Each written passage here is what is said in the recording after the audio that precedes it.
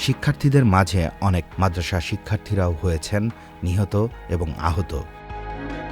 আন্দোলনরত শিক্ষার্থীদের ওপর যখন হামলা শুরু হয় তখন থেকেই ঐক্যবদ্ধ হয়ে আন্দোলনের মাঠে নামেন মাদ্রাসা শিক্ষার্থীরা।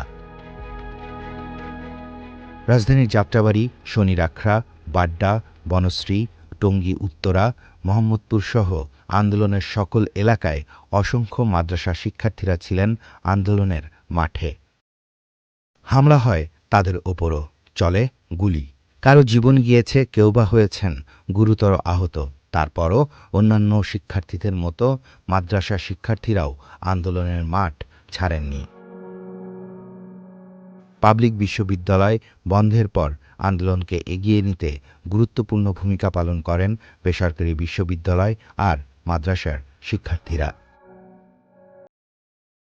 গণ অভ্যুত্থানে সরকার পতনের পর যখন দেশে বিশৃঙ্খলা দেখা দিল, ছিনতাই ডাকাতি শুরু হলো, তখন আবারও দেশের মানুষের নিরাপত্তায় রাত জেগে পাহারা শুরু করেন তারা।